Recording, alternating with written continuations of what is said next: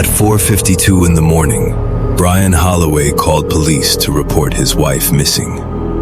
Detective Mara Quinn knew something was wrong before he finished the first minute. Not because he sounded scared, because he sounded like he had already rehearsed the search. He said his wife, Emily Holloway, never came home. He said he woke up and found her gone. He said it too smoothly, too clean, too ready, too complete for a man whose wife had supposedly just vanished. Before dispatch even finished the first round of questions, Brian was already offering explanations. Maybe she needed space. Maybe she left after the argument. Maybe she turned her phone off on purpose. Mara wrote down the same thought she could not shake. He was not describing a mystery. He was trying to build one. The Holloway house sat on a quiet suburban street just outside Millhaven. Trim lawn, closed blinds, porch light still on. It looked like the kind of house people trust because it looks too normal not to. Brian met officers at the front door barefoot, wearing gray sweatpants and a wrinkled shirt.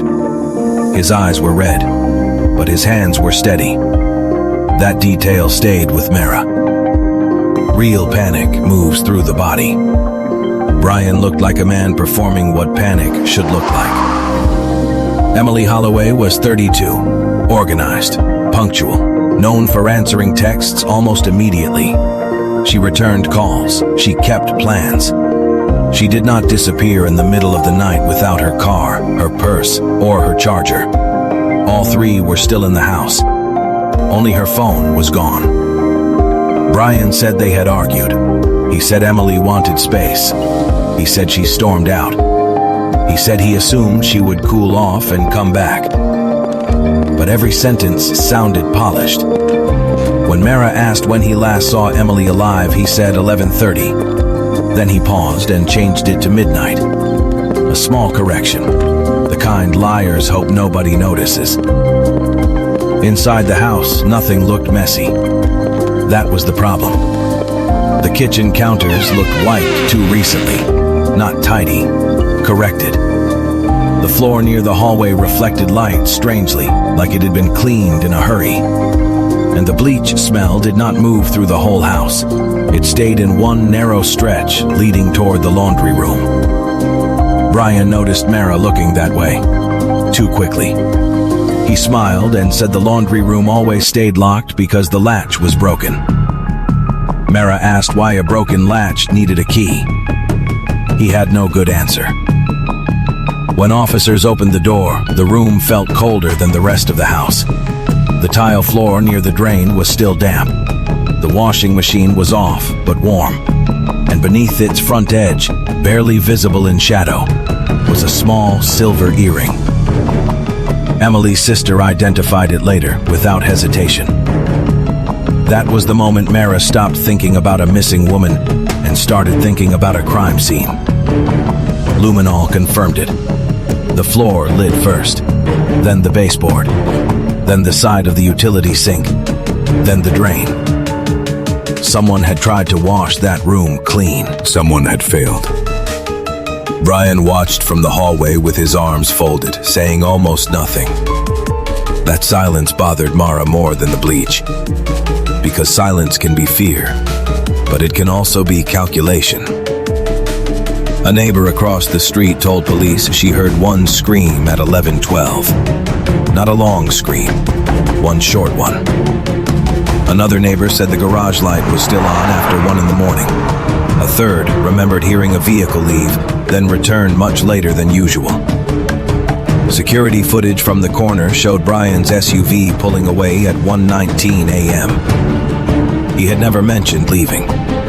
When Mara asked where he went, he said he drove around to calm down after the argument.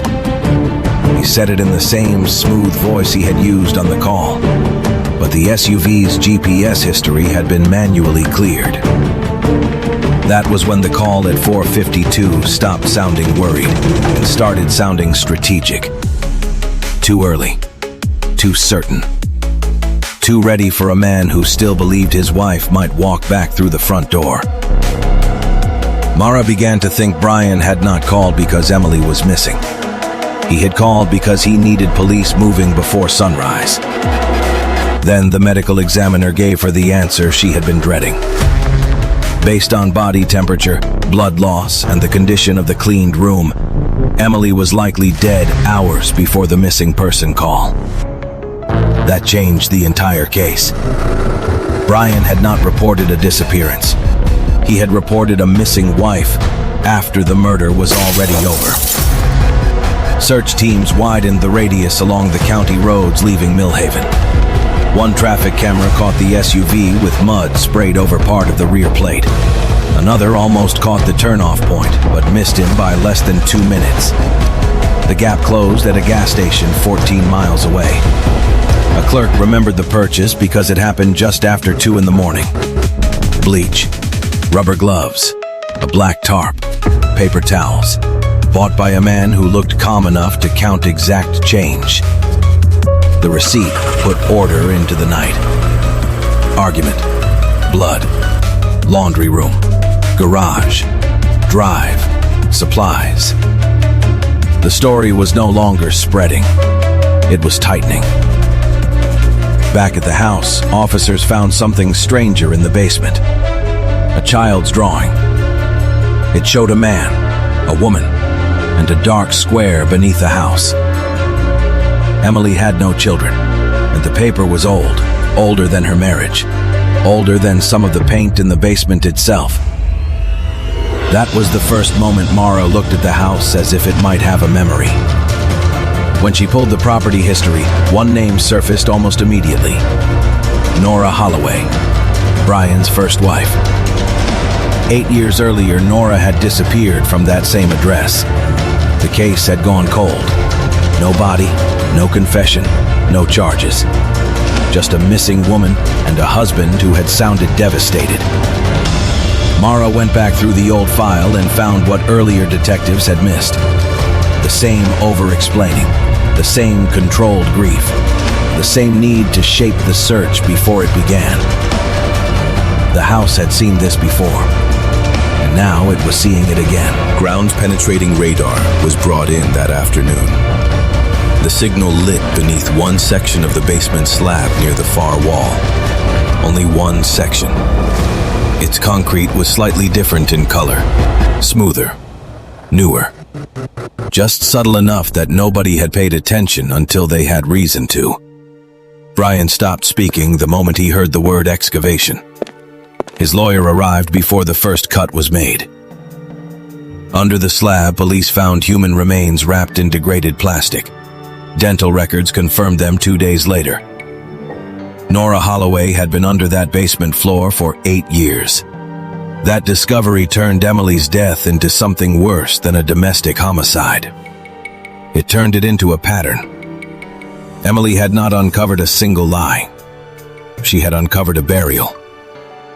Her laptop filled in the rest. For 3 nights in a row, Emily had searched Nora Holloway's disappearance. Old news articles, archived forums, property records, neighborhood photos. Then investigators found one unsent draft email in her account. If anything happens to me, look at his first wife. That single line told Mara exactly what the final argument had really been about. Emily knew. Maybe not every detail, maybe not where the body was, but enough. Enough to frighten herself. Enough to confront Brian. Enough to die for it. And suddenly the 452 call made perfect sense. Brian did not call too fast because he was worried. He called too fast because fast was the point. He needed police searching for a missing woman before daylight turned the Holloway house into a murder scene, before neighbors fully woke, before the damp floor dried, before anyone thought to look beneath the basement. He needed police searching outward, not inward. At dawn the next morning, Emily Holloway was found in a drainage culvert off a service road lined with scrub pines and broken fencing. Her injuries matched blunt force trauma. Her sleeves carried bleach residue, and trace blood in the laundry room matched both Emily and Brian. He had been injured too, but he never reported that. That omission mattered. So did the sink drain in the basement utility area, which held diluted blood and microscopic bone dust. Even after all the bleach, the house had kept its timeline.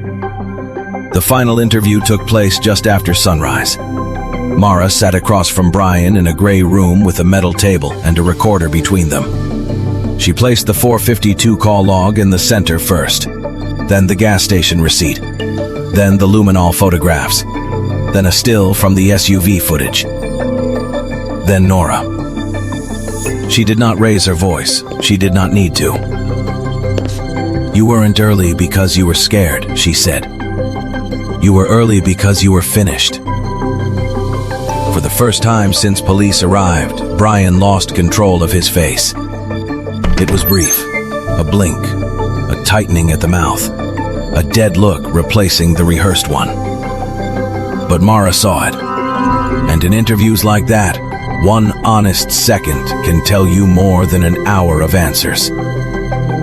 Brian asked for water, not a lawyer. Outside the room, officers were already drafting 2 murder counts. One for the wife beneath the house. One for the wife he reported missing too fast. They arrested him before the sun fully cleared the trees behind the station. Later that afternoon, Mara drove past the Holloway house one last time. It looked ordinary again. That was the worst part. Same street, same windows, same porch light, same front walk. As if nothing inside had ever happened. As if the house had not already kept one woman under concrete and another in bleach and darkness. But houses keep timelines, even when people mop them, even when they bury them, even when they call police before sunrise and try to outrun the truth. Brian Holloway was never ahead of the investigation. He was only early to the lie.